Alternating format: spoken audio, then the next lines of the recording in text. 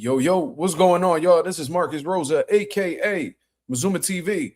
Back at y'all with some more boxing talk, man. I hope everybody's having a blessed, beautiful, positive, productive night. I hope you had a great day overall, man. Back at y'all with some more boxing talk. We're going to be speaking about the truth that's currently ongoing between Shakur Stevenson and Devin Haney, or at least it's going to be our truth. We're going to be getting into Ryan Garcia versus Conor Benn, possibly being announced soon. Then, of course, we're going to get into a Jaron Ennis update in the lead up to his huge fight that he has coming up June 27th at the Barclays against the unified junior middleweight champion of the world, Xander Zayas. You feel what I'm saying? Shout out to everybody that's in the building thus far. If y'all can go ahead and hit the like button on the way in, that'd be very much appreciated. We on the road to 4K. We well into the 3,500 mark. Looking to crack that 3,600 mark in due time. Shout out to the nation and the mob for making this possible.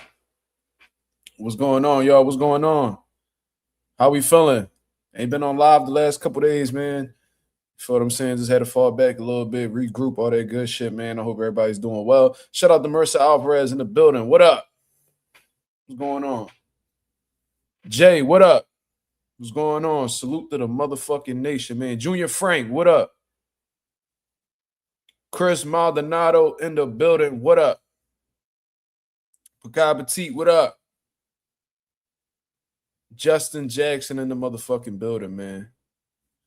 Lorenzo in the motherfucking Benzo, showing love from all the way out Tokyo. He said, I'm sorry about that. Clicked the wrong one. He said, shout out to Andrew Maloney becoming a two-time world champion. I didn't get to see the fight, but yeah, definitely congratulations to Andrew Maloney for coming back and becoming a world champion again. That's a very impressive feat. Not a lot of people are able to do that, let alone become champion one time. So congratulations to Andrew Maloney for that. I heard there was some good fights that was going on earlier today, man. You know what I'm saying? I was just catching up on some rest, not gonna lie to you. Just chilling, enjoying my day. I was gonna take my son to the park, man, but I just felt like rest was what was needed today. You know what I mean? We got some time tomorrow. We probably get it done. Tricks, what up? Better Beef won't make it to the Bivol trilogy if he fights David Benavidez.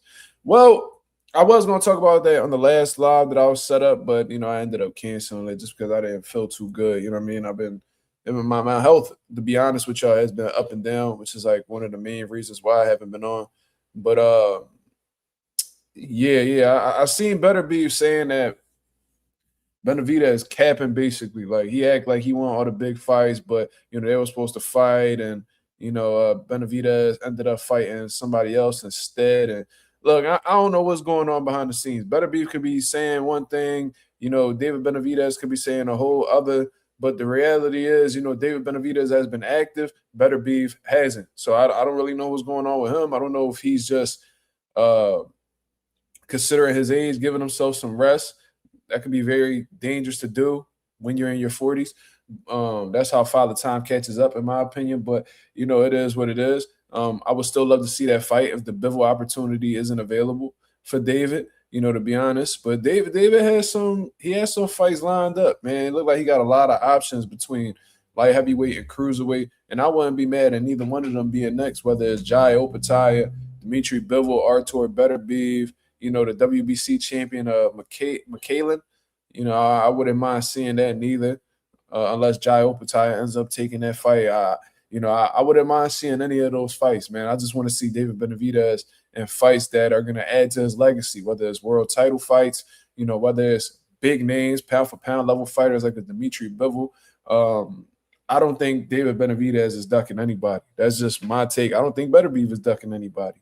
There has to be something going on behind the scenes where this fight just isn't being put together. But, if that fight is available next, I wouldn't mind seeing it at all. Shay, what up, brother? Shout out to my Australian brother, man. My boy Lorenzo said Casemiro put belt the ass on Neri. Yeah, I think Neri's burnt out, man. I don't know what's up with Neri. He's like I think he had performance enhancement drugs in his system previously. Talks a lot of shit. I don't know. I don't know what's up with Neri, but Neri's best days are definitely behind him, in my opinion. I definitely seen Casemiro whoop on that boy. Definitely seen them clips running around. And, shout out to Casemiro. He got Guillermo Rigondeaux on his resume. You know what I'm saying? his career is a bit up and down as well, but looked like he was calling out Naiwa anyway. Don't really know why. He said that he knocked out Neri earlier than NUA did, so that means he's better than NUA. That's not how that works. That's definitely not how that works. But I mean, I like the confidence. You feel me? But Naiwa NUA is arguably the best fighter in the world right now. So that's a lot to say. That's a lot to say.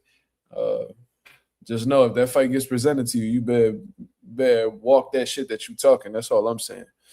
Uh, my boy Shay said Oz got one yesterday. Let's go. Absolutely. Shout out to my Australian brothers, man. Everything cool, bro. Like I said, everything cool, Justin. Like I said, though, you know what I mean? Just up and down with the health issues. One day you feel, well, one part of the day you feel good, the other you don't feel good. You know what I'm saying? So, you know, and just other stuff. You feel me? So, we getting through that. This is gonna be a pretty eventful month for me, to be honest with you.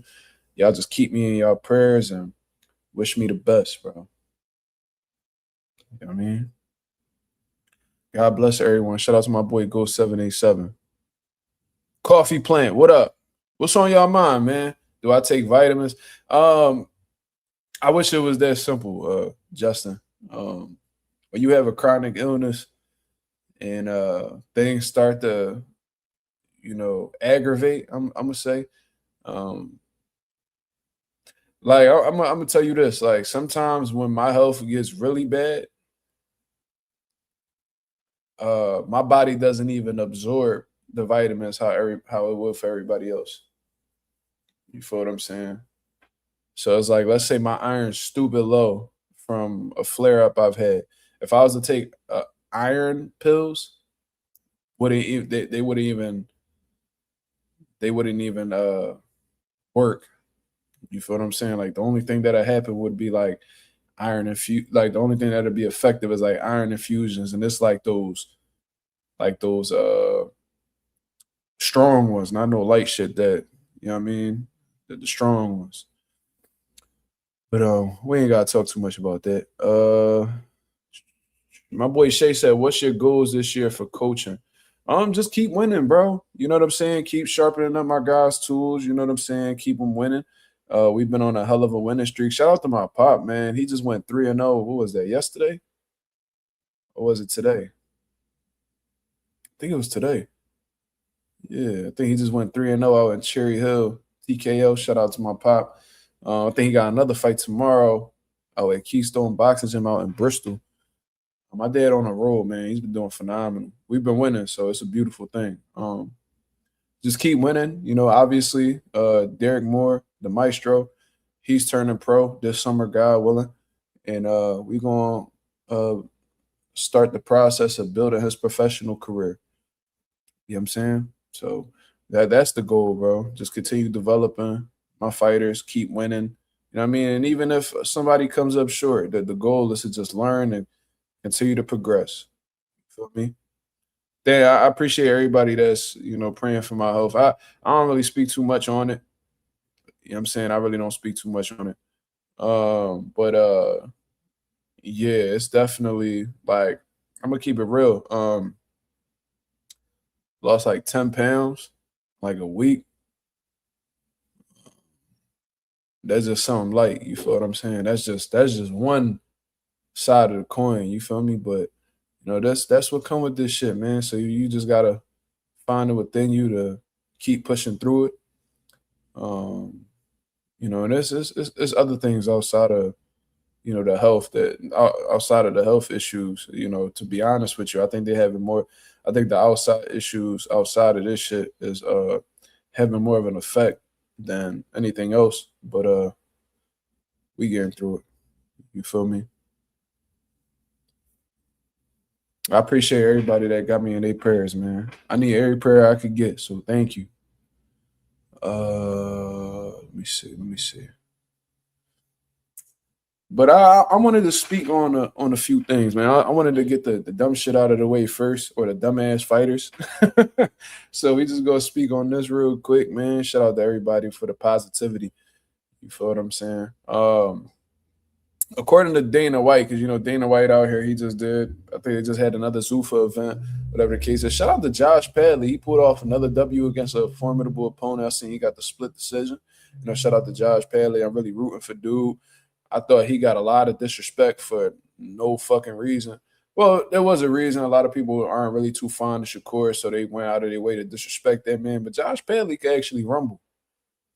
Oh, he's an electrician. Yeah, he was an electrician to pay the bills. See, a lot of y'all niggas live in like this fantasy world where it's like, in order for you to be a boxer, what I mean, that's all you have to be. Like a lot of people, I could tell y'all motherfuckers ain't never been in no boxing gym, ain't never known any type of professional fighters. Because when you coming up, yo, I'm gonna tell y'all niggas something. These niggas don't make shit. You feel me? To keep it real, a lot of these niggas, a lot of these boxing dudes, even if you know them, ain't really getting to no type of money for real. You know what I'm saying? That's a small percentage of these guys was actually getting to a bag. So I said that to say, yeah, these guys have to, invest into different opportunities until they get their moment. I remember Joe Smith Jr., he was in construction. He was a world champion, construction. There was a fighter. He was in the super middleweight division. I ain't seen him in a while. He was a firefighter. I mean, he was a firefighter. There's a lot of we had pro fighters that was barbers. It's just so many different things that people have to do. Security. My boy Derek Moore, he an Amazon driver. You feel me? But that doesn't define who they are. These guys are, phenomenal fighters, some of the best fighters in the world. But they have to take part in different things in order to, make ends meet. Some of these motherfuckers got kids. Expenses. And if you only getting paid like $1,000 for your pro debut, or you know what I'm saying, if you getting $5,000 a fight after you pay everybody, you ain't really left with shit. I've seen motherfuckers get paid that night and walk out, go eat and chill, and that bread gone. You feel what I'm saying? So, shout out to Josh Padley, man. They taking care of him now. He could put all the electrician shit aside, but that's still a great profession to have. And a lot of the niggas who talking that bullshit don't make as much as electricians any fucking way. Tara Brown was a cop and still fighting. You gotta respect it. You gotta respect it. You feel what I'm saying? I respect that more than these niggas who sit on the couch just waiting for their moment. Nah, bro, you gotta go get it now. You don't know how long you gonna be here. Shit. Life could be over tomorrow. You know what I'm saying? And your kids gotta be fed. Y'all got kids, y'all got families to look after. You know what I mean? Shit gotta get done. Feel me? It is what it is. But I seen Dana White running around here saying that he's gonna be the one to promote Anthony Joshua versus Tyson Fury. It ain't gonna be Eddie Hearn, blah blah blah. So they bickering, having they back and forth per usual. But something that stood out to me that I guess that we'll be hearing sometime soon, according to Dana White, is that Ryan Garcia versus Conor Benn will be announced soon. Now that's a fight that a lot of people have been speaking about for ever since Conor Benn defeated Regis Prograis, and Ryan Garcia went ahead and defeated Mario Barrios and became the new WBC welterweight champion of the world. Conor Benn hasn't been officially at the 147-pound limit for a few years already, especially since popping positive for performance enhancement drugs. Fought a couple times at 154 pounds, fought a couple times at 160 pounds, and now he had boiled his way down to 150 pounds in the lead up to his fight against Regis Prograis. You could definitely see the effects of that weight cut. Conor Benn looked absolutely horrible, and I think it showed in his performance, to be honest with you. Looked like he didn't really have that same aggression, especially in them later rounds. Looked like his power ain't really hold up how it usually does in the fight. And to be honest, I've seen his power change drastically since, being caught on performance enhancement drugs. Do they go hand in hand? I don't know. But that's just something that I've noticed. That killer instinct ain't really there. How it used to be, his finishing ability ain't there, and his power don't seem to have that same authority that it's had prior to being caught on clomiphene. You feel what I'm saying? So he's going into this fight with Ryan Garcia. I ain't gonna lie, I'm not finding neither one of these guys. You know what I'm saying? I don't really like Ryan Garcia. He's a racist. He's a drug cheat, and has little to no remorse for what he's done and lacks accountability. You know what I'm saying? And very self-centered individual. I can't stand people like Ryan Garcia who, you know, seem to point the finger at everybody but themselves. You feel what I'm saying? Conor Benn, on the other hand, he does have some similar qualities. I can't call him a racist. You know, he is a black man at the end of the day. Um, and I've never heard him disrespect any group or race of people. However, he is a drug cheat, just like Ryan Garcia. You know, he's had that in his system, and he's ducked all sorts of accountability when being caught on that as well. You know what I'm saying that he's been cleared, and you know what I'm saying, because he's been cleared, he tries to equate that with being innocent. The WBC cleared him, but to this day, I have not seen a WBC find anybody guilty of using performance enhancement drugs after being caught. They always find a way to call somebody innocent and declare that fighters have taken this drug unknowingly, which is damn near impossible to fucking come to that conclusion. How do you know if somebody took something unknowingly? How do you know that? How do you know that? There's no way in my eyes, there's no way to really tell if somebody ever took something unknowingly or not. You feel what I'm saying? Unless they had some type of medication that had that, you know, performance enhancement drug in it. I think that's what happened with Albert Puello. He had a surgery, and then when he got the medicine, it checked out that the medicine that he was prescribed had that performance enhancement drug in it. You know what I'm saying? So little stuff like that I might be able to see past, but it's still negligence at the end of the day, and I'm not really for that in contact sports. You feel what I'm saying? So Ryan Garcia, Conor Benn, looks like that's going to be announced soon. What do I personally think about the fight? I think that it's a quality fight. You know what I mean? It's about time that we see Conor Benn, actually do some type of walking in his career, because he's always fought unnotable guys outside of Chris Eubank, who he drained and lost against in the first fight. He's going up against somebody who is a world champion in Ryan Garcia, despite how the way we may critique that or take away credit from Ryan, considering he beat the weakest champion at 147 pounds, probably in boxing, to be honest with you. But Ryan is champion. We do got to put respect on his name from that aspect. And going into this fight, I do think that Ryan Garcia will defeat Conor Benn. I really do. And it's not because Ryan's just so much more talented and is just on a different level. I think both of these guys are low IQ type of fighters. I think they are very limited in terms of skill set. They do have a lot of similarities. I do think that Ryan is a bit more talented. I'm going to say Ryan Garcia got better hand speed and seems like he has better power, especially at 147 pounds when clean. I'm going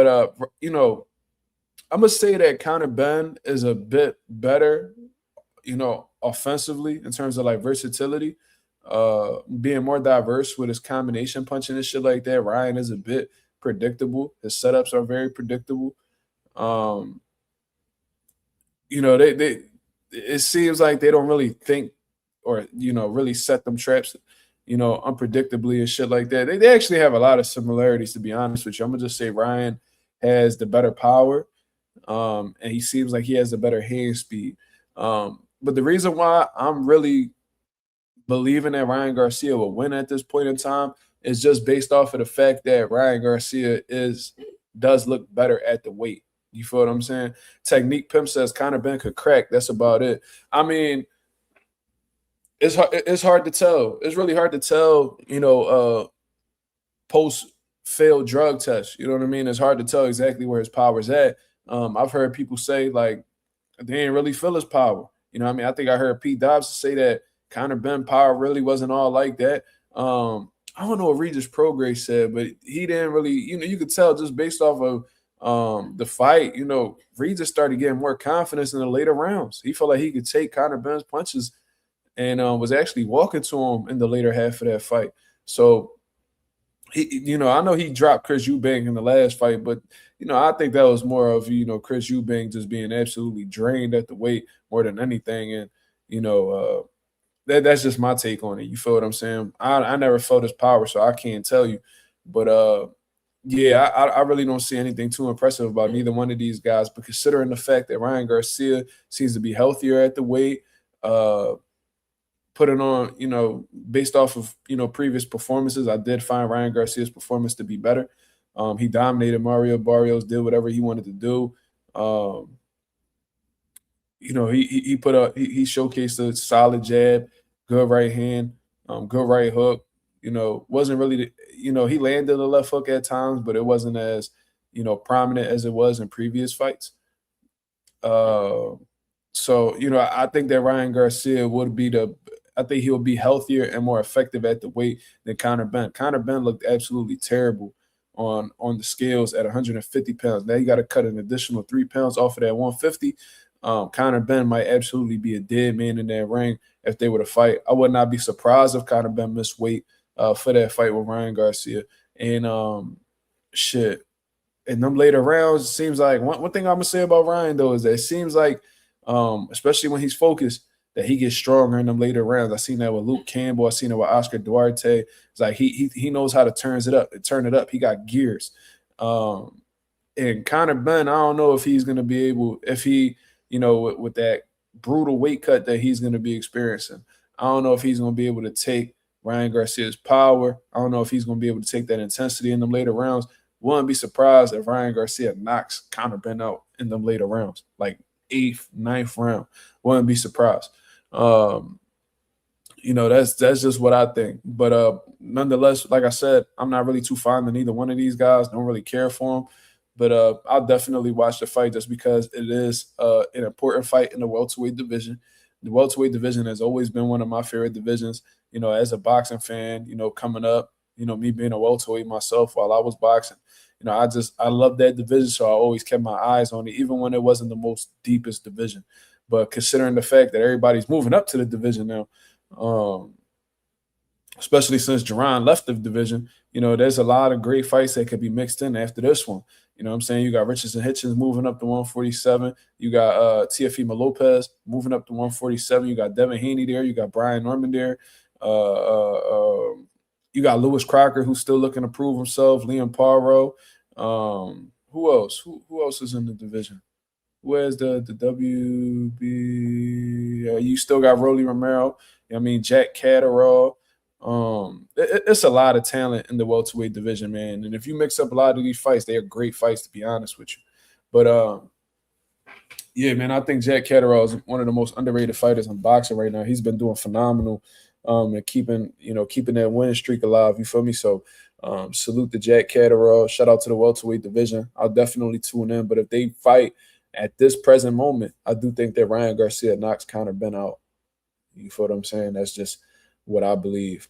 And then after that, Conor Benn will most likely go up to 154 and, maneuver his way through that division. Not fighting anybody too dangerous, but, I think that 147 is just I think that scenario, even though he doesn't want to believe it, and I see why Conor Benn wants to go down to 47, because if he goes to 54 like he had previously, it ain't much room for him to work with over there, man. I can't see him beating any of the champions. There's even some contenders there that I wouldn't even touch if I was Conor Benn either. And Eddie Hearn knew this. That's why they were so hell-bent on, skipping 54 to go back down to 47. It was just too much smoke there. You're not beating no Bakr Murtazaliev, who's a former champion, current contender in the division. You're not beating no Josh Kelly. You're not beating no Sebastian Fundora. You're not beating no Xander Zayas. You're not beating no Jaron Ennis. You're not beating no Virgil Ortiz. Like, he's definitely not beating Josh Kelly tricks. Hell no. Josh Kelly a box circles around. Josh Kelly is obviously he's flawed just like any other fighter. It could be a bit flashy in there and stuff like that. But Josh Kelly will box circles around Conor Benn. He's the much more intelligent fighter, in my opinion, much more IQ. And if he was able to have that type of success with somebody like Bakram, who's bigger, stronger, come up off of the canvas and still win the final rounds and stuff like that, Josh Kelly is absolutely, battle tested as well. This ain't nobody that you're just gonna beat up on. You feel what I'm saying? And Conor Benn, like I said, I don't really look at him as being like this super intelligent fighter that can make adjustments on the fly and, neutralize his opponent's weapons. I just don't see him that way. Conor Benn has some solid abilities. Like I said, his explosiveness, his hand speed, his combination punching, seems to have a good gas tank. Those are good qualities to have. But when the IQ isn't really tapped in with neither one of those abilities, eventually you're going to get exposed. That's what I usually see. I think Josh Kelly would expose him. You know what I'm saying? Trick said Conor Benn will most likely land another big fight if he loses to Ryan. I mean, yeah, because he is. I mean, whether we like it or not, Conor Benn is a name. You know what I'm saying? Regardless of how the way he got the name, how the way he maneuvered through the sport, he was able to make his name known. He has Keith Connolly, who's a phenomenal manager who always seems to get his guys opportunities by any means necessary. I mean, he's tapped in with Zuffa, so they of course, with them looking to be prominent figures in the boxing world, they're going to be looking to continue to give him opportunities as well and make big, mega fights. He is a name out in the UK as well, so they're going to keep him. They're definitely going to keep the ball rolling with him, and he's the son of a legend in the UK. So, in terms of marketing, branding, and shit like that, Conor has a lot of good things going his way. The problem with Conor Benn is he going to be able to function and win at a high level? I don't know. I don't know, man. Like I really, even at welterweight, I mean, we can even look at welterweight. I mean, we can look at 147 and we can look at all the guys who are in the division, and I just don't see anybody that Conor could beat. I just can't. All jokes aside, I really can't. Even at welterweight, your best bet might be Lewis Crocker, but you didn't want to fight him.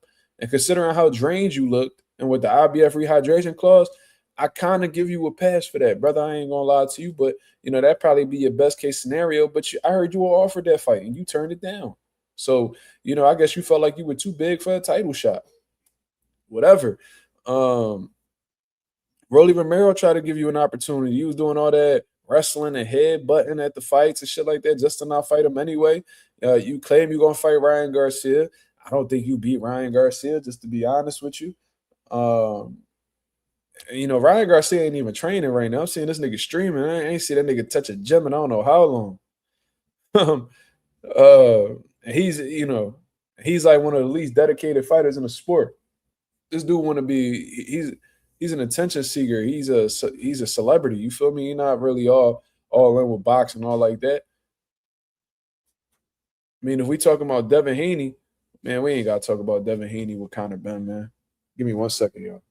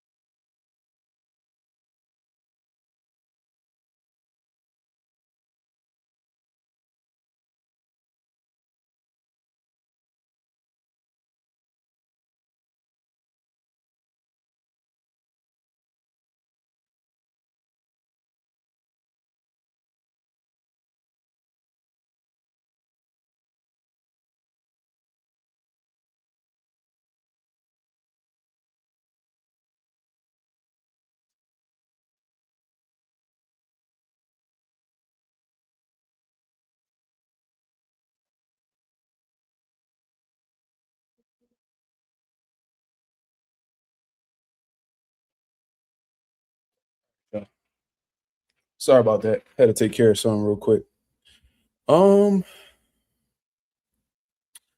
let me see what the people talking about. My boy Ralph in the building. What's going on? Yeah, shout out to Jay Brumfield. What up, brother? Bethaniel, what up? Ralph said Devin 12 owed him. 12 owes him. Damn near might get the first stoppage against Ben since Moran. I'm gonna tell you this, Ralph. I ain't even gonna lie to you. Let's say hypothetically speaking that Devin beats, or fights, because I'm all in. I genuinely feel like Devin Haney will wash Conor Benn. And I think Conor Benn knows that because I'm sure he could have got that fight. But, like Conor Benn, he doesn't want to fight certain individuals. If Devin were to go the distance with Conor Benn at 47, looking with how depleted he looked at 150, if Devin didn't stop him, I'd be really disappointed in him. I ain't gonna lie to you. Like that's in boxing, that's what we call a dead man walking. That's what we call a dead man walking. Like he clearly was burnt out. He clearly can't make that weight anymore. He's trying to force it, and it's gonna hinder his performances moving forward. It's only gonna get worse. I wouldn't be surprised if Conor Benn were, in the lead up to this fight with Ryan Garcia pull out due to like dehydration issues. Wouldn't be surprised at all. He's gonna end up overtraining. He's gonna leave fight at the gym. And when you cut into that muscle like Conor Benn did to get down to 47, this becomes real suspect too. You know what I mean? Once that fluid starts to, remove itself from the skull and all that, the smallest impact can have the biggest effect on the brain. The brain the head ain't meant to be hit anyway. So if it don't got that extra cushion to, reduce that impact, you're gonna go to sleep. And I don't think you could afford.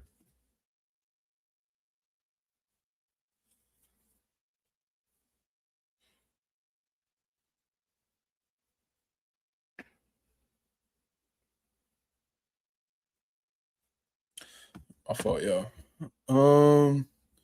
Said Ryan will be juiced to the gills, B. Jay. I mean, look, man, he did it before, so who's to say that he wouldn't do it again? And the same thing applies to Conor Benn. I'm not gonna come at one individual more than the other. I dislike both guys. To be honest with you, I dislike Ryan more than I dislike Conor Benn. You know what I mean? Just based off of that racist shit alone. And I love how motherfuckers, even after the whole racist rant that Ryan Garcia went on, they still did interviews and was laughing and keying with him. And then, still be on social media fronting like they the realest niggas in the world. Should be frying me. Like they stand on some type of integrity. Like, bro, I'm gonna tell y'all niggas something. Don't ever come out your mouth to ever speak about integrity if as a black man you're doing interviews with motherfuckers who hate your kind. That shit is insane to me. And then sitting there and playing with the nigga like y'all best friends. I would never understand y'all niggas. I don't want to understand y'all niggas. Y'all niggas is hoes. You feel what I'm saying? Would never understand that in my life. And I'll continue to hold niggas accountable for that. My boy Tricks in the building said Mazuma Aaron McKenna is fighting for the vacant IBF belt. He signed a Zuffa and it will be a Zuffa event. Do you think Zuffa will recognize sanctioning bodies from now on? I mean, I don't know, man. I really don't. I think, like I said, and I said this on the previous live, there needs to be a conversation had between Zuffa and these sanctioning bodies. Because when you open up, see, this is the thing, man, and I think Zuffa did a terrible job with this. There's no reason why Zuffa should have started the beginning of their franchise with disrespecting sanctioning bodies. I think they underestimated how important and powerful and influential these sanctioning bodies are, not only on the sport, but the fighters in general. These fighters grow up dreaming about being a champion for either one of the sanctioning bodies, if not having all 4 belts. So when you come out the gate saying, "Oh, we're not recognizing sanctioning bodies, fuck sanctioning bodies, we're looking to destroy them, we taking down all these promoters," what you're doing is you are threatening these guys. So now in turn, because this is a fighting sport, and all you're doing is putting a target on your back. GHB, what up, brother? Is that really Greg? I know they be trolls in here. Let me check something real quick. They be trolls on here acting like everybody and their mom. So yeah, that's Greg. What up, brother? How you doing? Good to see you, man. Shout out to my brother Greg. But like I was saying, um, you can't be shooting all these shots at people. You can't shoot all these shots at people and then try to come back around like everything cool. These promoters, man, they like to fight too. Not obviously not with their hands, but from a business standpoint, they want to make it. They want to they're gonna make shit difficult for you. If you feel like if they feel like they being threatened out of their spot. So I don't know. I feel like there's a conversation that needs to be had. When Jai Opetaia was the IBF Cruiserweight Champion of the world, Zuffa went and made things difficult with the IBF. The IBF made whatever move they made, and Jai Opetaia is no longer an IBF Cruiserweight Champion of the world. So Aaron McKenna, who y'all are saying is a Zuffa fighter, possibly about to fight for the IBF belt. I got to see how that's gonna go. I don't know. Maybe the IBF and Zuffa had a conversation. They got an understanding, so now they're able to do some type of business together. If that's the case, more power to them. That's the type of shit that I like to see. I don't really feel like we need to see any type of division in the sport of boxing. We need to see more collaborations. The more collaborations, the more the powers that be are wanting and willing to break bread, the more beneficial it is for boxing fans. You know what I'm saying? This whole other side of the street nonsense was cool back when Earl Spence and Terrence Crawford was about to rumble and all that shit, man. But all that ever does is delay fights. You know what I mean? It's a huge disservice to boxing fans, to be honest with you. And, we just need to continue to see these guys work together. Have these guys seeing eye to eye and continue to give us the fights that we've been calling for the last few years. And I'm glad that we're speaking about fights that we've been asking for the first few years, for the last few years. Because what I want to speak about that, a lot of people seem to be speaking about, and I haven't been on live. I want to speak about this whole Devin Haney and Devin Haney and Shakur Stevenson situation, because there's a lot of back and forths. You know what I'm saying on whether Shakur Stevenson and Devin Haney make sense or not. I see my boy Jamil YSM. He did a little live earlier today. He says that he feels like the fight doesn't make any type of sense as of right now. And I understood what he was saying. I understood the angle. He basically said the fight doesn't make sense because Shakur Stevenson is somebody who, is at 140 pounds. Devin Haney's at 147 pounds. And, why basically, Devin Haney has so much of an advantage that it doesn't really make sense for this fight to be made at this point in time. Now, I can see that, but I could also see the other side where they're like, all right, well, you can't be selective with who you pick. I guess you can be selective. You will be criticized for it. But there's people that come out and say, all right, well, 47, 47 is an issue for Shakur when it comes to Devin Haney. But whenever Devin, Shakur Stevenson had brought up guys like Conor Benn and who else was it? Ryan Garcia. It sounded like he was open to possibly fighting at welterweight. So it's like, what's the issue now?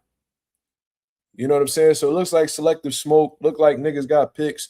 You feel what I'm saying? So it's just not a good look overall. You know what I'm saying? Where I'm at with this whole situation, I'm gonna keep it real with you, man. If the motherfuckers don't want to fight, then it is what it is. Devin Haney wants to make the fight happen. It looks like they're negotiating with Zuffa. It sounds like Zuffa wants to make the fight as well. But at the end of the day, you can put up as much money as you want. You know what I mean? You can have all the conversations that you want. It takes two to tango.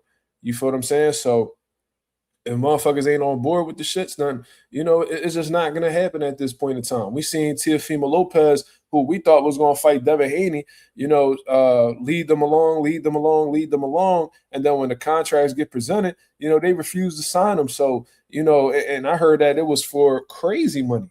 I don't know exactly how much it was, but I heard that it was like the type of money that you can't even refuse for real. So, you know what I'm saying? It just lets you know that money isn't the main issue in boxing. A lot of these guys, have people in their ear telling them, not to do certain things, and it's not in their best interest. A lot of guys, talk that big shit, but when it's time to step up, they ain't nowhere to be found. There are some people that are like that. And I'm not saying Shakur Stevenson is that type of person. I don't think Shakur is fearful of Devin Haney at all. I don't think Devin Haney is fearful of Shakur Stevenson at all. especially with how adamant they are in attempting to make the fight right now. But like I said, if Shakur Stevenson genuinely feels like he's not ready to make that move up to 147 pounds, then, you know what I mean, that's fine. You know what I'm saying? But moving forward, another welterweight's name should never be in your mouth. Don't ever speak about any of the champions at 47. Don't speak about motherfucking, Ryan Garcia. Don't speak about no Lewis Crocker. Don't speak about no Devin Haney. Don't speak on no Rolly Romero. Don't speak on any of those guys who are that high up, because you made it clear, especially recently, that 47 is not a good move for you. That's not you feel like you will be at a disadvantage. So let's not act like, you know what I'm saying, all of a sudden, when the opponent's right, that you're more than willing to go up to 47. It makes you look hypocritical. It's not a good look for you. And to keep it real, it do make you look like a duck. Even if you in your mind, in your heart, you know that you're not a duck, it'll just come across that way. You're just gonna open yourself up for more negative criticism. You know what I mean? So that's how I take the whole situation, man. If the motherfucker don't want to move to 47, then you need to give us some great fights at 140 pounds. You need to give us some great fights at 100 or 135 pounds. You know what I'm saying? Or Shocky Foster. You know what I mean? I think that fight would be great at 135 pounds if you're willing to go back down there. That's a great fight. Is it the biggest fight to be made? No, but I would enjoy seeing that if you're not going to 47 and giving us those mega fights. You feel what I'm saying? Raymond Mortatai looked like he was an option at one point in time. He's about to fight Robinson Conceição at the beginning of August. So I guess that's not going to happen as of right now. That's an option that's dead in the water. Floyd Schofield, they're not moving off of that WBA spot. And Shakur doesn't want to give that kid an opportunity again. We don't know what Gervonta Davis doing. To be honest with you, we got to see what's up with him. At 140 pounds, Gary Antoine Russell will be a great fight. I'm hearing Gary Antoine might fight Isaac Cruz. I don't know if that's solidified. I don't know if that's sure. I'd be surprised if Isaac take that fight, to be honest with you, but then I wouldn't, because I think Isaac is willing to fight motherfuckers as long as they're giving him an opportunity to be hit by him. As long as you're not moving, boxing, and none of that shit, Isaac wouldn't mind fighting you because he believes in his power. He believes in his, pressure, his aggressiveness, shit like that. But that'll be a great fight. You know what I'm saying? Dalton Smith lined up with come to think of it, man, I ain't gonna lie. Come to think of it, Shakur don't got many options right now, to be honest with you. If Gary is really caught up with Isaac Cruz, Dalton Smith is caught up with Albert Puello. You know what I mean? I think when he comes back off of that injury, they're gonna run that fight back. Who else? Who's the other champion at 140 pounds? You got the WBA, that's Gary. You got the WBO, that's Shakur. You got the WBC, that's Dalton. You got the IBF vacant as of right now. Lindolfo Delgado or Oscar Duarte might fight for it. I don't know. But Shakur don't really got that much options outside of a 147 move up or a fucking or a fight with O'Shaquie Foster. Doesn't seem like he has much options. So we'll see, man. Really don't care to speak about this topic anymore, man. I see both sides. You know what I mean? I see some people that be like, yo, I mean, you was willing to fight, X, Y, and Z at 47 when it comes to Dev. Now you got, certain conditions and it make you look kind of weird. It don't make you sound as confident as you come across, in previous situations. Then, I understand other people where it's like, all right, well, you know what I'm saying? If he's really not a welterweight, so what's the point of having him fight up there? It is what it is. It is what it is. I just don't want to see motherfuckers like Shakur continue to run their mouth about niggas that he know that he don't plan on fighting anytime soon. And the way Jay Prince is setting shit up right now, it seems like he's throwing Keyshawn into the mix. So just like, they threw Shakur in the mix to fight T.O., to fight T.O. and take that fight from Keyshawn, looks like Keyshawn is going to be taking that Devin fight from Shakur. You know what I'm saying? He's going to be going up to 47. It seems like they're already putting the fight in play with getting that #1 WBO sanctioning, that #1 contender spot. And wouldn't be surprised if that fight. I wouldn't be surprised at all if that fight didn't happen later this year or the end of the summer or some shit like that. I'm saying Lorenzo said he about to rematch Padley. Nah, y'all niggas playing. Y'all niggas playing. He about to rematch Padley. Nah. Shout out, like I said though, shout out to Padley though. He been running that shit up since he lost to Shakur. You know what I mean? Now that he can fully devote himself to boxing, that's been, the hard work been showing. You feel me? So you gotta applaud Josh Padley. I love seeing motherfuckers make themselves, become made motherfuckers off coming from the gutter. You feel me? You gotta support shit like that. I love it. I love them type stories. Trick said the elephant in the room is Keyshawn, but Shakur trying to distract the fans. Would you like to elaborate, brother? Let me know what you mean by that. You might be on to something.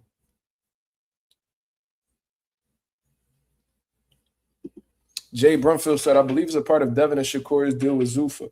Well, Devin and them are making it clear that they're finalizing a deal with Zuffa, so that should be announced soon. Shakur keep acting like he don't know what people talking about. Eddie Hearn was out here, who's, I guess you could say is really tapped in with the boxing world. He is one of the most biggest promoters. He's one of the biggest promoters in the sport of boxing, so I'm sure he gets a lot of inside information. And he said that Shakur is signing with Zuffa. And everybody seems to be saying that, all these different reports from Mike Coppinger and all these different people. But Shakur is literally acting like he knows nothing. He doesn't know what the fuck anybody's talking about. Bro, what are you talking about? This is false information. This is false news, blah, blah, blah. So I don't know what's going on, bro. It's a very, very strange situation. So it's either the nigga Shakur lying. It's three things. It's either the media's lying and Eddie's lying, Shakur is lying, or motherfuckers is getting shit done behind the scenes and they not telling Shakur about it, which I highly doubt that his team would lack transparency, letting Shakur know what's going on with his dealings. I don't know. Very confusing. But somebody lying. Somebody lying for sure. My boy Tricks in the building said the Keyshawn fight is there ready to be made. Both have nothing lined up. Both of them are in the same division. What are we doing?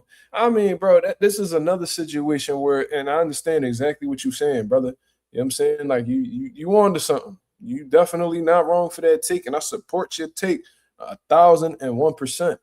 However, I'm just at a point where it's like, all right, motherfuckers don't want to do it. It is what it is. You feel me? We gotta move on to the next big thing. Cause like they both know that the fans ain't tripping for wanting that fight. They should actually be flattered that we want to see them fight, because it goes to show how much we respect and admire their skills. Meaning, we like and respect their skills so much so that we're willing to see them two fight to prove who's really the best. What we're saying is, we fuck with what you got going on. We fuck with what you got going on. We like how the way y'all performing. We respect y'all's hand. But we want to see exactly how good y'all are. So let's see y'all face each other. And they sit here and, they know that we ain't tripping for that. I don't give a fuck what they say. They could be like, oh, we wrong. And they know that we not tripping for wanting to see that fight. But they play it like we being disrespectful for asking for that fight. And if, we give some type of pushback on it, we tripping. It's like, no, like y'all niggas is fighters. Y'all get paid to fight the best, and y'all niggas don't get paid crumbs. Y'all get paid very well for y'all services. Y'all some of the best fighters in the world. But y'all have conditions on who y'all fight. In a sport where the best is supposed to fight the best, y'all have conditions on who y'all facing. Because I could have sworn that's what, these boxers did at a high level. Floyd Mayweather, he fought the best competition available. Miguel Cotto fought the best competition available. Canelo fought some of the best competition available. Oscar De La Hoya fought the best competition available. Shane Mosley. It's a whole bunch of people who have done it. So what make y'all the exception? What make y'all the exception? So, and they keep saying, "Oh, we need 500 mil a piece." It's like, come on, bro, stop it, bro, cut it the fuck out. Ain't nobody gonna pay a Billy to watch y'all fight. It's gonna be so weird, man. It's gonna be so weird watching. If we were to fight, that'd be so weird because our family knows each other. Nigga, so what? So what? But I spoke on this topic many times, bro. And I ain't like on no burnt out shit or nothing like that. But it's like I'm not the type nigga to keep pressing the issue if niggas is on some other shit. Like I'm gonna say how I feel about the situation. I'm gonna tell you why I feel like you wrong for going about the situation you are. But I ain't about to like make this an everyday thing where I'm just like, what I'm saying, just keep ranting and rant. Bro, if niggas don't want to fight, that's out of my hands, bro. If y'all niggas scared of each other, that's out of my hands. If y'all brotherhood is more important than feeding your families, I mean? It is what it is, bro. Like if you rather fight for a little 1, 2, 3, 4 million with this guy over here instead of fighting for possibly 8 figures to fight each other, y'all fools to me. Y'all fools to me. That's just me. I feel like y'all openly taking money. Y'all openly taking money and food off of y'all table to maintain some type of brotherhood. I don't be understanding that shit. Andre Ward just did an interview with his trainer Virgil Hunter, man. They dropped the part 2 the other day, and Virgil was like, the only thing that I wanted to see in your career that I wasn't able to see was you fighting Andre Dirrell. And Andre Dirrell and Andre Ward were cool. They were good friends. Andre Ward cited a time where he went to go support Andre Dirrell for one of his fights. However, and this is the difference between Andre Ward and these niggas that supposedly call him Big Bro, that they're their mentors, but don't follow anything they fucking do. He said that once it clicked in his head that Andre Dirrell was about to possibly be an opponent, this nigga said that his mind shifted. He didn't sit there and was like, oh, that's my brother, and I'm not gonna fight him because we know each other's mothers, and man, her cousin know my cousin, and we was just eating at the barbecue the other day. His mom hugged my mom. I ain't never hear Andre Ward say no shit like that. Never. He said his mind shifted, meaning, I mean, like you was my dog and all that, but now it's time to fight. So it just be so funny to me that these guys be, guys like Shakur Stevenson, they look up the fighters like Floyd, they look up the fighters like Pernell Whitaker. This motherfucker Shakur got a tattoo on his calf of Pernell Whitaker. Cool. You look up the guys like Terrence Crawford. You look up the guys like Andre Ward, but you don't follow nothing that these guys do. So what is it that you look up to them for exactly? If you ain't trying to follow their recipe or duplicate the same shit that they brought into the sport. Like, for instance, Floyd and Zab Judah was good friends. They rumbled. Zab Judah told Keyshawn in his face, yeah, like, we ain't give a fuck what. Like, yeah, we knew each other's family and all that. We ain't give a fuck. No, it was time to rumble. Because Keyshawn was even asking him, it wasn't weird when y'all fought. Why the fuck, like, why is that weird feeling so important to you that you're willing to miss out on a great payday?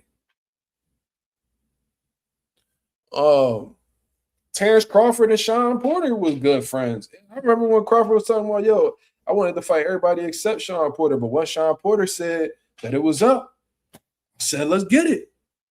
He didn't sit there and try to rationalize. And you see what I'm saying? Like, niggas ain't doing that. But, oh, you want to fight? All right, bet. Because Bud at the time, he was like, bro, ain't no fuck, like, Sean Porter ain't no champion. Like, I don't really need to sell. At that point, he wasn't. I don't really see no need to fight him. I want to fight the nigga who beat him, Arrow. You feel me?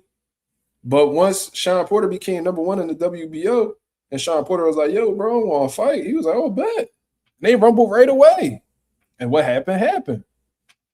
Still good friends.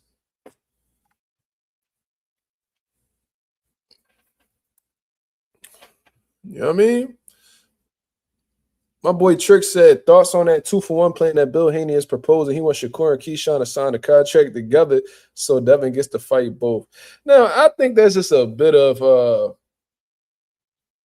that's Bill with his promoter hat on. You feel what I'm saying? That's just Bill with his promoter hat on. I don't think he's actually looking for two guys to sign one contract simultaneously. You know what I mean? They gonna take this shit one fight at a time. You know what I'm saying? Because one thing you can't ever do is underestimate your opponent and then just automatically assume that you're gonna beat this guy. So let's say hypothetically speaking that they signed that deal, right? Let's say Shakur and Keyshawn put pen to paper and they signed that contract that Bill put out there. Keyshawn, the first fight. Let's say Keyshawn wash Dev and take his title. What's gonna be the point of Devin fighting Shakur Stevenson moving forward?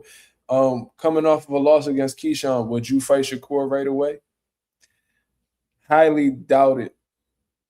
So it's like, you know, I think Bill knows that. I think Bill is just trying to. I think he's just trying to put his promotional hat on, and not only that, I think he's just trying to let it be known that he's after both of them guys. But that 2-for-1 contract, that's it's not realistic. You know what I mean?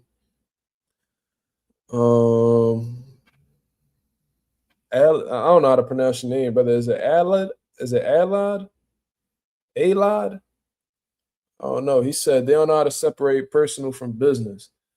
Ironic because Keyshawn name is the businessman. I don't understand. I don't how you call yourself the businessman and you don't know how to separate it from your personal life. I don't really understand that. We need to call that nigga the personal man. That seems to be more important than his business.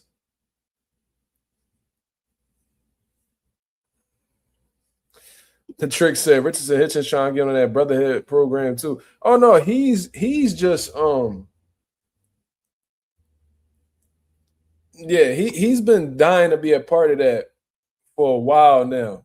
You know what I mean? And he been a little nigga since he been coming up. You feel me? I've been saying this about Hitchens. He ain't known for shit besides just being around, top tier guys. You feel me? Like he everybody a little man. You feel me? Like you should like Shakur your OG. Tank was your OG. You feel what I'm saying? They both cut you off at one point in time, but you found yourself back. You found your way back around and shit. The only person that might be your little nigga, and he probably ain't, is Edgar Berlanga. But most likely, you know what I mean, you his little nigga too. Even if you world champion, you probably his little nigga too. I mean, Hitchens is one of the scariest niggas in the sport, so I understand why he be trying to play niggas close. You feel me? But yeah, he definitely on that brotherhood program. But him and Keyshawn, they got an issue because they both fighting to see who could be Shakur's best friend. No, I'm his little nigga. No, no, no, I'm his little nigga. No, I'm his best friend. No, no, no, no, no, no. He likes me more. You know what I mean? So whenever Hitchens come around, Keyshawn get jealous. Whenever Keyshawn and Shakur take pictures together, Hitchens get jealous. How can I get closer to Shakur? You know what I mean? Them niggas all fighting to be the little man of the year. You feel me? Like, I don't know. Like, that little dynamic over there is super weird.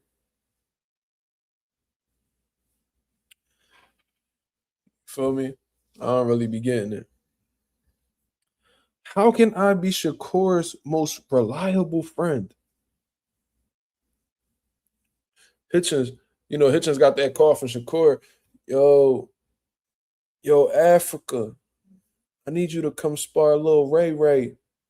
We trying to beat Shock. You know what I mean? We teaming up to fight Shock.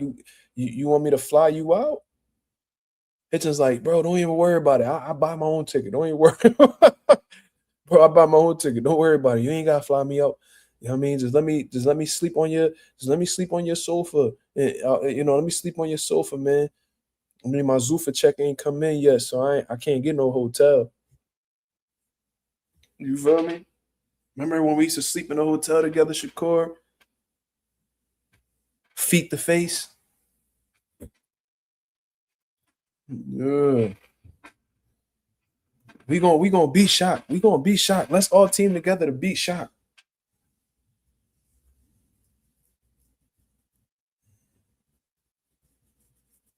I bet Shakur is gonna like me so much more now because I helped him get Shaq ready for to help get Ray ready for Shaq. Lorenzo said Hitchens had Corey baby toe in his nose. Yeah, he was sniffing that. He was sniffing the shit out that motherfucker too. Them boys share a bed. They don't do sofas. That's crazy. Berlanga, the leader of the pack. Imagine that. Imagine that. Imagine Berlanga being your OG, nigga. I could not, never. What the fuck I look like?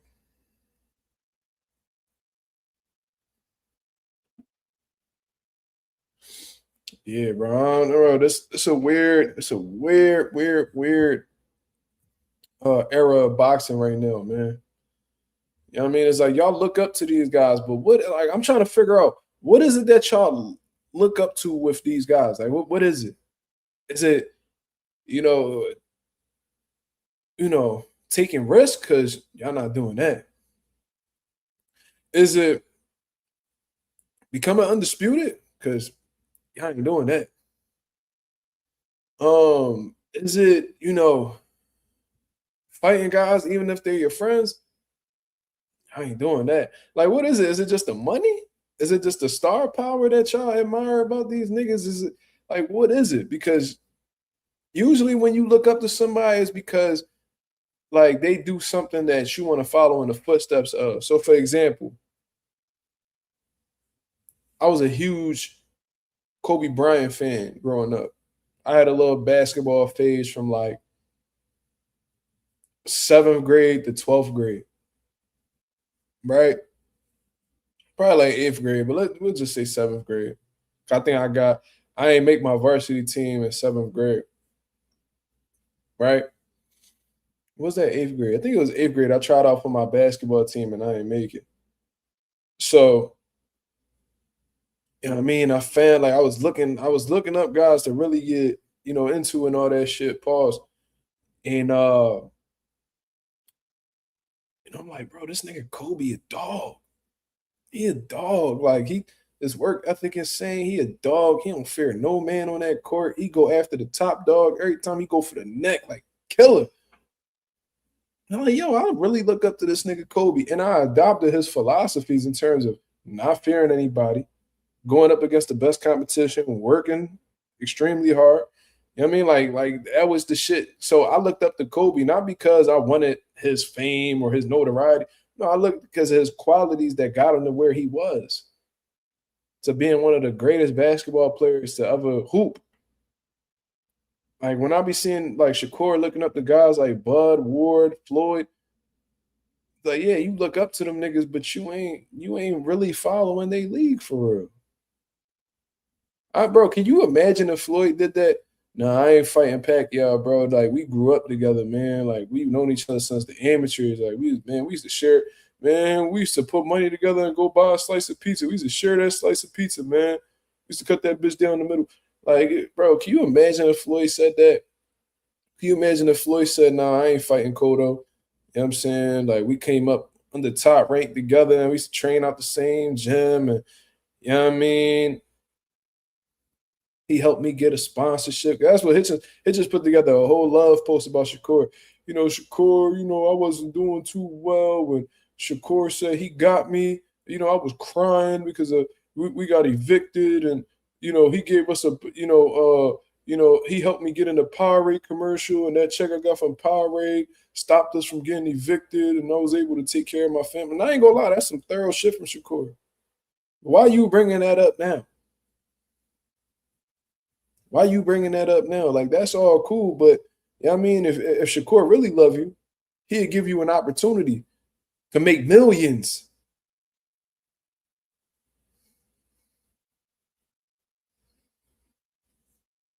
Trap Money Profit said, "Why the fuck we talking about Shakur when Keyshawn is the mandatory? Because we can.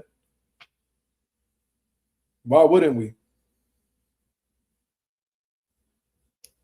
And he's the number one. He's the number one guy.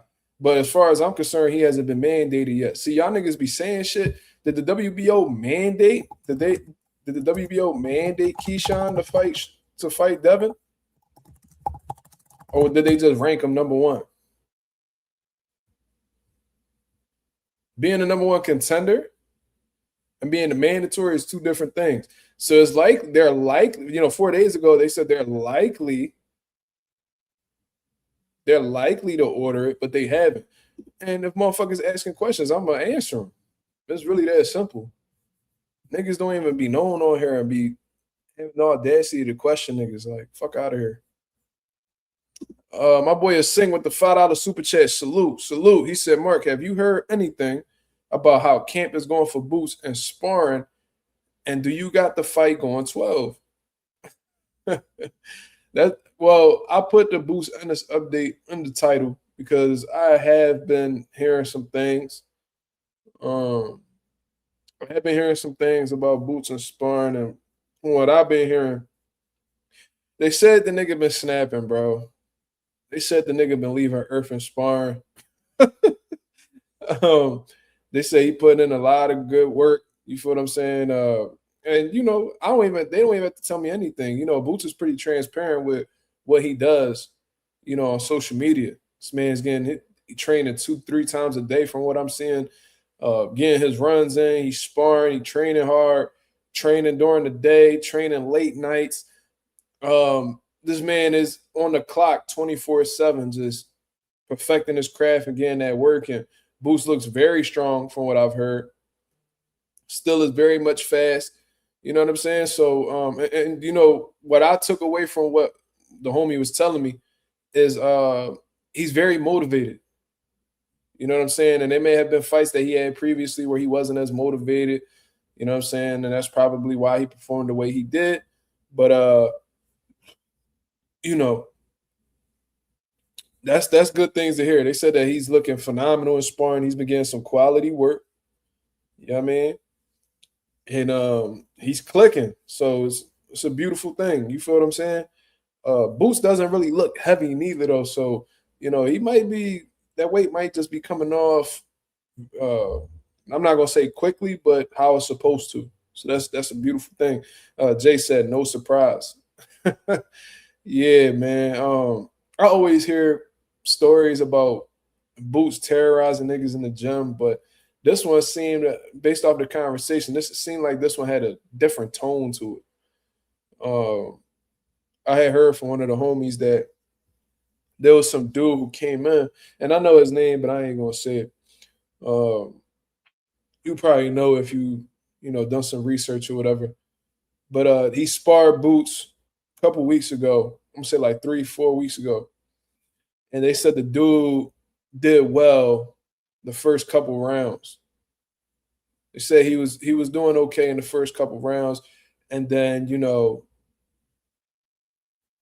Boots hit a switch and just went off and went on to beat the shit out dude. Now they saying that like he's firing off rip. So yeah, man, that's some. I've heard nothing but positive things. Didn't hear anything negative, fortunately. I hope the same thing is, I hope the same thing is going on with Xander Zayas and them. I see a lot of people saying that Xander Zayas ain't really focused because he's doing photo shoots and he's streaming while I show speed. But that's just part of the game, bro. You gotta promote. You feel what I'm saying? You gotta promote. So, why wouldn't he collab with one of the, if not the biggest IRL streamer in the world? You know what I'm saying? That does nothing but boost your fan base and get more people to tune in to watch your fight. And while I show speed, he caught him. He came to Xander being in the gym. So I don't really see anything wrong with him, streaming while I show speed. Not at all. That's part of the game. He's promoting, he's doing what he needs to do. Now, the photo shoot, I forgot exactly who that photo shoot was with, but that's just him working on his marketing. And I'm sure Xander still, just because he does a photo shoot doesn't mean that he isn't focused. You know what I mean? He probably did that photo shoot on a rest day and then went back to continue doing his training shortly afterwards. Maybe the nigga trained right after the photo shoot. We can't jump out the window and make these assumptions that guys aren't focused. Xander has been boxing since he was a baby. He knows what he has to do. He knows what's good for him. He knows what's not good for him. And am I rooting for Xander? No. I think Boots. I'm rooting for Boots 1,000%. I hope Boots washing. But I'm always, salute motherfuckers for when they do shit right. You feel what I'm saying? And Xander looks like he's been training his ass off. That motherfucker's workout regimen looks insane. His workout regimen looks insane, man. So, let me see.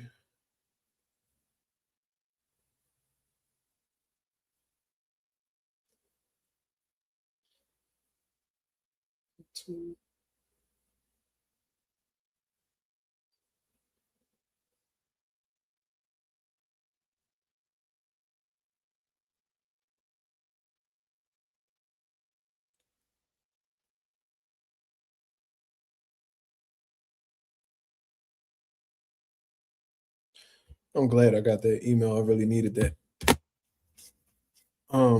Anyways, Southwest Dice says, in my opinion, Jay Prince pulling strings in the background to protect Core. Well, I don't know if it's necessarily to protect Core, but maybe Jay Prince is looking at it this way. Shakur is not ready to go to 47. Keyshawn has been saying and being very vocal about going to 47. I have these two fighters that I'm currently managing. So since this guy is ready to go to 47 and I feel like he could defeat Devin Haney, let me go ahead and put him in position to fight Devin Haney while Shakur Stevenson could stick around in the weight class that he feels like is natural to him. That's what I think is happening. But I can't help, and like I said, we had somebody, Trap Money Profit. He's like, oh, why are we even talking about this? Because the people want to see the fucking fight. The fuck? Like, why wouldn't we talk about it? You know what I mean? Regardless of whether, Shakur Stevenson, and we're not going to sit here and act like Shakur Stevenson ain't interested because the nigga said he want to fight him he said he'll fight him at 144. So there is interest there. You feel me? So let's not act like Shakur just is completely uninterested. The nigga just don't want to go completely to 147. That's the dilemma that they're having. So there's interest there. They're just not willing to bend to each other's demands. It is what it is. So of course we're going to talk about it because you got one that's expressing interest, in DHP. Then you got one that's expressing interest, but only under certain conditions with Shakur Stevenson. So of course we're going to talk about the fight. That fight been cooking up since they were both at 35. Okay, if you feel like it's a waste of time, Trap, that's your perspective. But as a content creator, people are gonna ask questions. You know what I mean? Topics are gonna be brought up in the boxing world, and I gotta speak on them, whether people feel like it's a waste of time or not. That's just my responsibility as a content creator, brother. So I hope you understand. But that's what I think Jay Prince is doing. He's like, look, I got these two fighters right here that he probably feels like could beat Dev. As a manager, you want to believe in your product, right? So,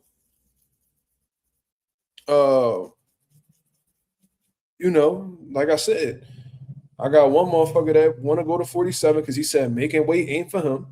Then you got another one who said that he too small for the division. He's not a welterweight. The nigga even said that he's not a 140. I heard him say that he's a 135. Okay, cool. 147 a little bit too much for you right now. You're a little guy. Cool. So let's get this opportunity to Keyshawn instead. Because their whole thing is keeping these motherfuckers out of each other's weight classes anyway. Because they're getting sick and tired of fans demanding they fight each other.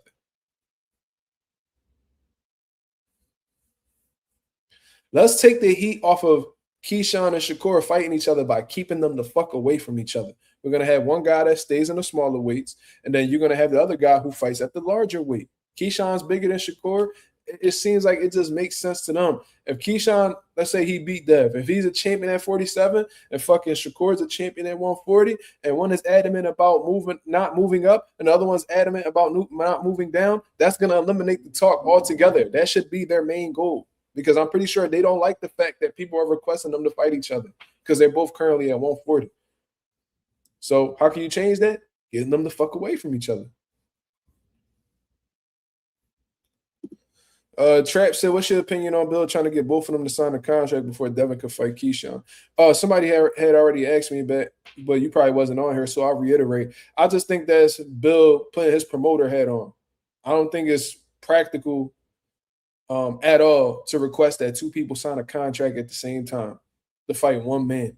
I think that's a bit ridiculous, to be honest with you, because Bill will say that, but then he'll go ahead and say that he's, once he locks in a fight that, they're focusing on one guy at a time. It's hard to focus on one guy at a time if you're demanding that two people sign the same contract so you can fight them back to back.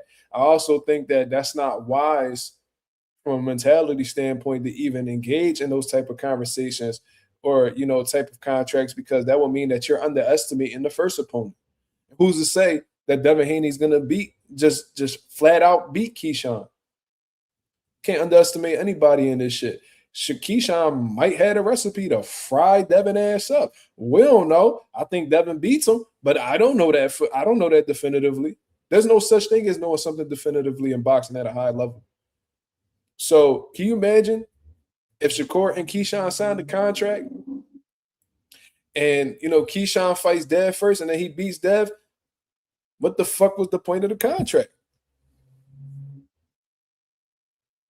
What the fuck is the point of the contract? You're gonna fight Shakur after losing to Keyshawn Davis? I don't think so. So that shit don't even make sense. But I don't think Bill was really putting that out there as like a serious thing. I think he's just popping his shit. I think he just got his promoter hat on. I think he just out here promoting. I don't know if y'all be noticing, but Bill does this thing where like he cool out for a little bit. Just peep the little patterns that he do. It's strategic, and I commend him for it. It's smart. Bill will be cooling for a little bit, and then out of nowhere, he on this outlet, he on this outlet, he on this channel, he on this channel, he on this channel, and he popping his shit. You know why? Because when the shit died down, he like, all right, we gotta get this grease popping again. We gotta turn this heat up. Let's get it. And then he gonna keep his name. He gonna have his son name clicking all over the place. We get online and we start talking about him. That's just smart promotional shit. You feel me? So I respect it. I respect it. But Bill asking for two niggas to sign one contract at the same time, Bill ain't serious. Bill ain't serious. Bill a lot smarter than that. He know you just worry about one thing at a time. Riddick Bowe never fought Mike Tyson because they were cool. I gotta do more research on that. But if that's the case, then Riddick Bowe, he did himself a disservice by that. Can you fucking imagine? Can you imagine turning down a Mike Tyson fight when everybody was cashing out to fight Mike? This nigga Mike Tyson made like $500 million back in the fucking, what was that, the 80s, 90s?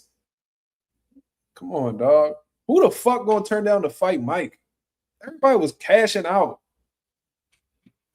Oh, I ain't gonna fight now, nigga. You sound scared, nigga. Nobody believe that shit. Give a fuck how cool me and Mike was. Nigga, you got some motherfucking money. We gonna, if you this big megastar where niggas is making high 7, 8 figures to fight you. No, we need to run that. We need to run that for sure. I gotta feed my family. And Mike Tyson said, bro, if he your friend, that should make you want to fight him more because you giving him, an opportunity to feed his kids. What the fuck is so hard to comprehend about that? I don't get it. You know what I mean? A Singh said, Mark, was the dude you said Boots beat the fuck out of Vito? No, but I did see that Vito was over there. That's good work. That's good work. I've been very critical about Vito in the past, but I can respect when a motherfucker come to get some world-class work. A lot of niggas be ducking that tight work. You feel me? Niggas would be wanting shit to be easy. You know what I mean?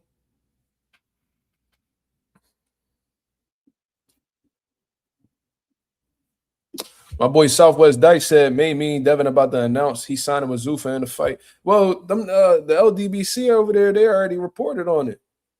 I see 78 Sports said that you know, Devin and DHP signed a deal with Zuffa. You know what I mean? That he got the proof. You know what I mean? Bill and them sent over the proof that he signed with them, but they not gonna give out too many details. But I was like, nigga, that's all the details you needed to put out there. For real, for real.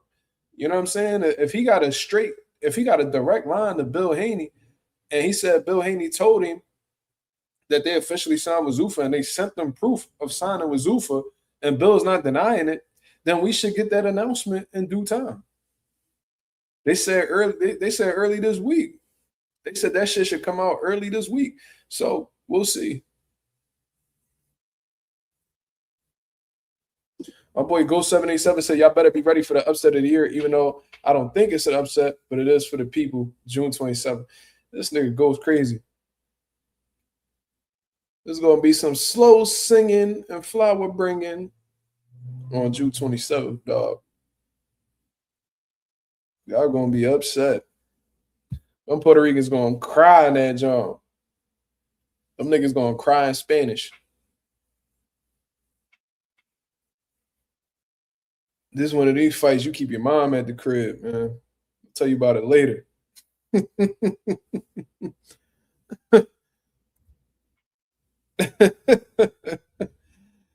Nah, but Ghost fuck with Xander heavy, so I wouldn't expect him to go against this guy. You feel me? Even if I feel like my guy was out of his league in a rumble, I'm still going back his play. You feel me? I'm still back his play. Like when Wilder fought, when he got lined up to fight Zhang, I was rocking with Wilder, man. But I knew that shit was gonna be a bad John. I just knew it. He said, nigga, you reeking yourself. I said, all right. But I'm saying the Rican's gonna be crying that night, not me. Not me. I ain't crying.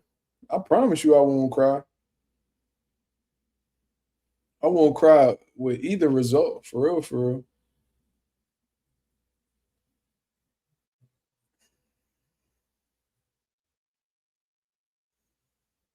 Xander gonna hold Boots like a teddy bear until he can't no more. It's gonna be a lot of Ricans crying in that John, though. I know that. I'm saying. My boy Southwest Dice said, how you see the fight playing out? Well, I see Boots getting a late stoppage against Xander's ass. I've been saying for the longest, like round 10, round 9, round 10, I could really see Xander getting packed up. I think that the fight is going to be competitive. I think the fight is going to be competitive initially. I'm going to see, like, I could just see Xander, attempting to be first with his jab and,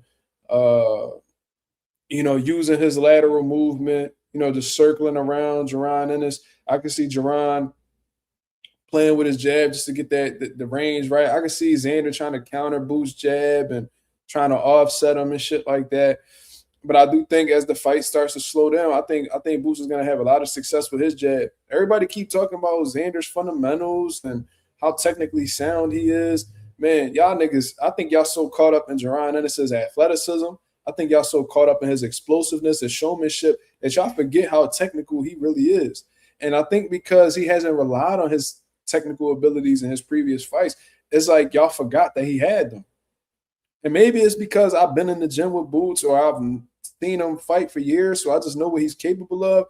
But I'm expecting to see a very disciplined Jaron Ennis. I'm expecting to see a very technical Jaron Ennis. And I think that he's going to showcase on June 27th why he has one of the best jabs in the sport of boxing.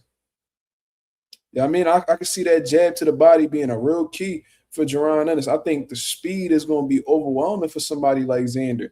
Everybody that I know that had ever got in the ring with Boots, besides, all of the qualities that he brings, the thing that seems to stand out more than anything is his fucking hand speed. You cannot see that man punches. This dude will be sparring with 16 to 18-ounce gloves on, and they can't even see him set up punches with them type of gloves on. And you mean to tell me on June 27th he going to have on some 10s?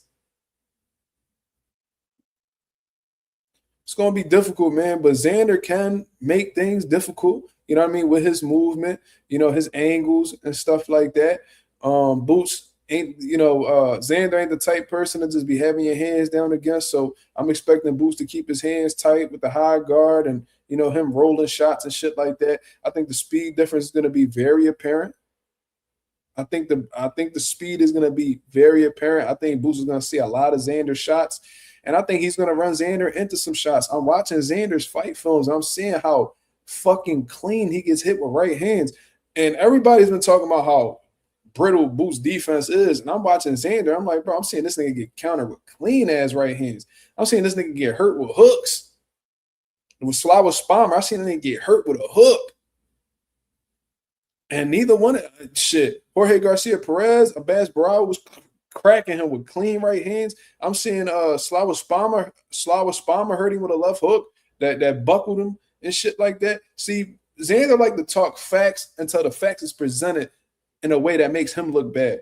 I just talk facts, bro. Boots, he only thrives in chaos. What are you talking about? See, that's what I want to talk about. I've been wanting to speak about this, but I haven't really been making videos. I already told y'all why in the beginning of the live. But I'm hearing Xander. I seen the Zone just drop like some fight film analysis that both Boots and Xander did. And Xander is like coming up with all these wild ass conclusions. Let me read this real quick. Al Joseph, it's funny you say that because from what I see, Boots' worst punches are straights, jabs, and straight rights. Well, I'm gonna tell you what, and I've seen this shit on several occasions. Boots has a very sneaky straight left hand. Very sneaky left hand. If you watch that Sean Porter sparring, go watch that Sean Porter sparring when he threw that double jab left hand. The way he launched that bitch, you cannot see that, John, bro. You cannot see that, John. And a lot of Boots knockouts been like hooks and chopping right hands and shit like that. But you better believe, go watch that Raymond Serrano fight when he dropped me with a pull counter with the right hand. You feel what I'm saying? Like Boots got it all. Boots got it all. But I've seen Boots knock people out with a variety of different things: body shots, straight right hands, left hooks. You feel what I'm saying? From southpaw and orthodox. You feel me? So, that's just what I would say. But I forgot what the fuck. Oh yeah, Xander keeps coming up with like these crazy ass conclusions. He said, because remember, I was pointing out Xander's little contradictions in the lead up when the fight first got announced, because he said something about Boots has never been uncomfortable in there. I'm going to make him feel uncomfortable, which is totally fine. You got every right to say that, right? He'll say that, but then he says when Boots' corner is not comfortable, he's not comfortable. Basically, like his mood depends on how the way his corner is feeling. So it makes me ask this question. Has Boots ever been uncomfortable, or has he ever been uncomfortable or not? Because you can't say that Boots has never been uncomfortable, but then say that his corner has been uncomfortable in the past and Boots has been uncomfortable as a result of that. So is the nigga comfortable in there or not? So that was one thing that I noticed, right? Then I'm seeing Xander say in his latest fight film with they did the shit with Showbiz or whatever. And he says something along the lines of don't directly quote me. I'm paraphrasing. He says something along the lines of the fuck he said Boots only thrives in like chaos. Like he only does well like when the crowd is hyping. Like what? Like the energy from the arena like dictates how Boots feels in there. Like I don't know if y'all saw that, but I didn't really understand that. Like he says that he thrives. Like he said he's like a momentum fighter. But this is what I want to ask Xander, right? If he's a momentum fighter and he only thrives off of momentum, Every fight starts with every fight starts with no momentum, right? Every fight starts with no momentum. You start at 0 when the bell rings. If Boots has consistently, so basically he's saying that if there's like if Boots ain't got momentum, he ain't doing shit. Boots always seems to get the job done. So is a nigga good at building momentum? Like I don't really understand, bro. It's like I think Xander just like fishing for shit. I mean, we'll see. We'll see based off his game plan whether we're gonna tell off rip what Xander game plan is because I feel like for real, there's not much that Xander could really go to. I think Xander got to fight Boots like how he fought everybody else in his last 2 fights, Jorge Garcia Perez and fucking Abaz Barao, punching and moving, punching and moving, punching and moving, angles, not pulling straight back, angles. Get your combinations off, step off of the line and make Boots reset. Keep moving, use your legs, use your legs. That's why Xander is going so hard in these leg workouts, how he is. He's conditioning his legs to move expeditiously through 12 rounds. Every time you see Xander work out, just go look at his stories. You ain't got to take my word for it. Go look at his stories and see how hard he's pushing his legs in camp. The sprints, the fucking I'm seeing him doing like weighted like lunges and squats and like all these explosive drills. Bro, we know what he's gonna do. It ain't like I just don't see Xander. Xander will be a fool. Like, can you see Xander walking Boots down with a high guard? Fuck no. He watched the film. He know that's the last thing you want to do is step the Boots. And Xander's gonna step the Boots, but you better believe he's gonna try to step the Boots. But you better believe it's gonna be calculated. It's gonna have defensive intention mixed up in that motherfucker. You feel me? He's gonna try to give Boots a boxing lesson. Because based off of how the way he talking, he don't really respect Boots' IQ. He like, oh, everybody comes to him. Ain't nobody he ever fought box like me, so I'm gonna box him. Okay. But I think Xander is so sure of his abilities that he not even taking Boots' abilities into consideration. I didn't hear Xander not bring up not one time Boots' speed, his power, his punch placement, his counter punching ability, his ability to switch. I don't hear Xander talking about any of that. Maybe I missed it. But I'm hearing Boots say, yo, like Xander's getting better each and every fight. Like he's getting better. He said, bro, he more skilled than Virgil. He said, bro, I look at him as being more skilled than Virgil. He's a better overall fighter than Virgil. He's getting better every fight. So people saying, oh, Boots is underestimating Xander. Bro, I hear him throwing a lot of respect on Xander name. I'm actually hearing Boots say shit about Xander that I haven't heard him say about none of his opponents.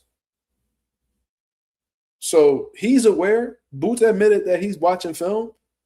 He's going to be ready. He's prepared.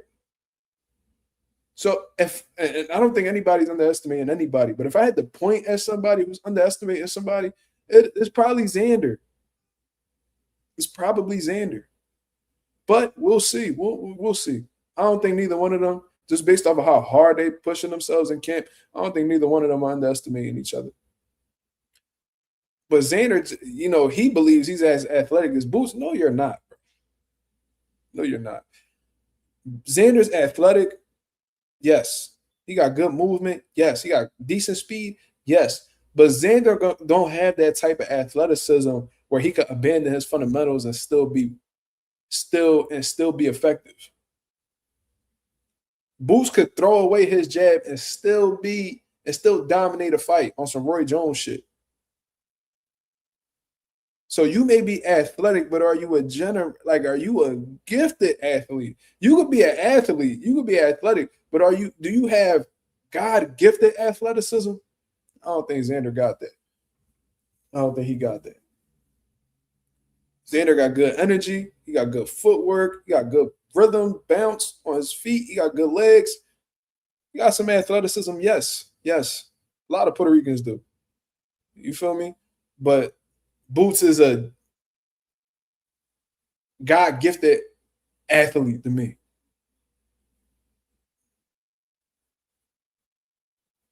That's how I see it. So Xander do everything off of the jab, right?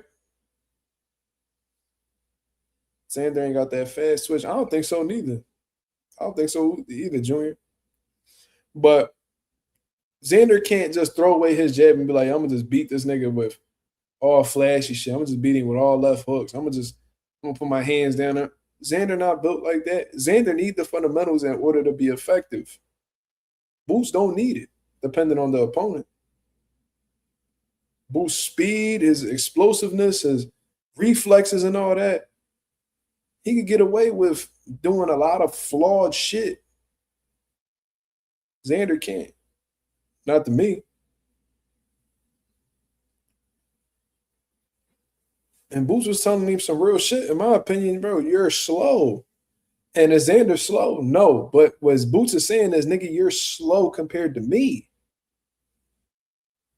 You may be fast. You may have decent speed in comparison to all these other niggas that's in the division. But with me, you're slow. So that's that.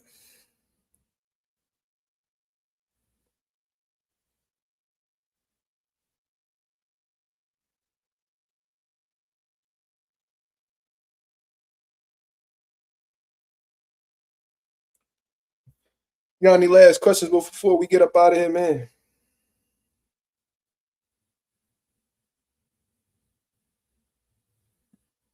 I appreciate everybody that came through and showed love, man. We got some great viewership tonight. Thank you very much. You don't think Xander wins a round against Boots? So you expecting utter domination.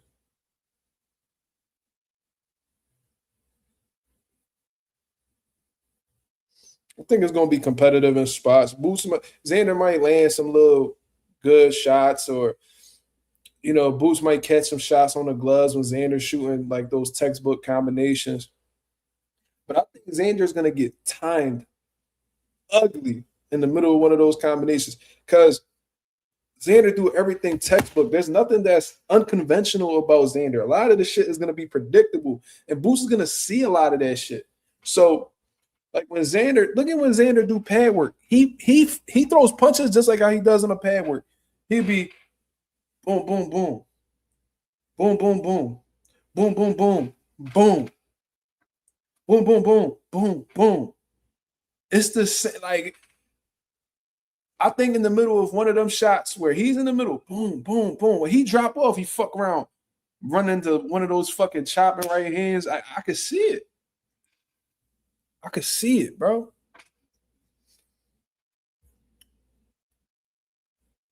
Mazuma, can you read my comment? Of course, Tricks. Yo, Tricks, you all these questions you asking, man, you better send a super chat. No, I'm just playing with you. Shout out to my boy Tricks. He said, Mazuma, let's say Boots can turn it up to 5 gears. What gear do you think Boots has been operating in his recent fights? Seems like he doesn't need to leave second or third. If I had to guess, yeah, I agree with you, brother. I think like second, maybe like with Stanionis, maybe he hit third, maybe. You know what I mean? When he hurt him with that body shot, he threw all them uppercuts down the middle. That probably was like third gear. I don't think anybody has been able to withstand the punishment they get to a fourth and fifth gear. Because once you go into the fifth gear, now you just there was this one fight where I seen Boots hit this nigga with everything, and this motherfucker was just not going. And this was a fight that nobody saw on TV. Let me go ahead and pull this dude name up, man. I'm gonna put some respect on his name. Xander Boots fought at it used to be called the Sugar House Casino, but now it's called some other shit. But let me go back and find that shit, man. I think it's called Rivers Casino now. There was this Mexican boy that Boots fought early in his career. The nigga name, let me see. No, it wasn't him. There was this nigga. He had a terrible record too. Boots was still building up at the time. Where the fuck is he at? Yeah, this is him right here. The nigga name was Gustavo Garibay had a high knockout ratio. You know what I'm saying? He old now, but this was years ago. This was like in I'll tell you right now. This was back in 2018. So this was 8 years ago. Bro, this nigga Boots hit this nigga with every fucking punch. The fight only went 4 rounds. It was a 6-rounder. But bro, this nigga Boots hit this nigga with, I'm trying to tell you the whole shit. Like shit that be putting niggas out. This dude had a generational chin. Pause. I don't know if that's a pause, but it sounded crazy. I seen Boots hit gears in that fight that I never seen him hit in any of his big fights. And I remember I was talking to Boots after the fight, bro. I'm like, bro, this nigga was not going. He said, yeah, this nigga was tough as shit. I'm like, damn, this nigga won't go out. I'm trying to tell you, bro, Boots was hitting this nigga with some of the most beautiful, devastating punches that you could ever land on a man. And this motherfucker was not going. And I know it only went 4 rounds, and Boots eventually beat him into submission. Like the nigga was just like, you know what, I can't take it no more. But for them 4 rounds, he was getting beat on. Bro, that shit, and mind you, it's literally 12 minutes. 4 rounds is 12 minutes. So a little less than 12 minutes of straight ass whooping. Crazy, bro.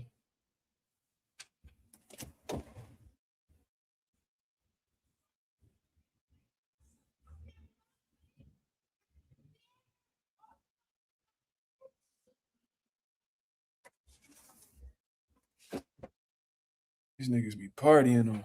I'm forgetting it's Saturday. Well, technically Sunday now, but I'm wondering like why I keep telling myself today's Sunday and I don't know why. Sean Terrence in the building. Sean Terrence. What fights are you looking forward to besides the Boots Zayas?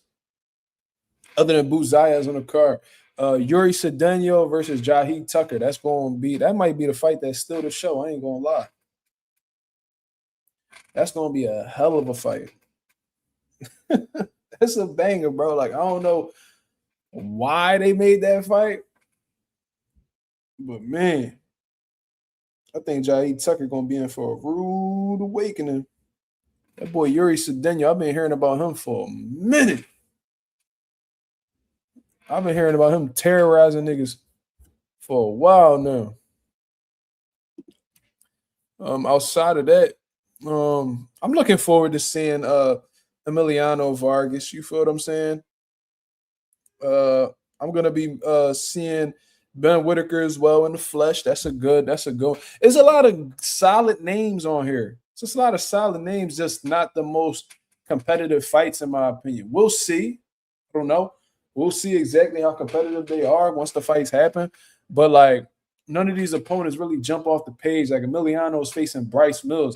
Have I heard of Bryce Mills before? Yes, but like, is this like a guy that like we've been so enamored with lining up with Emiliano? No.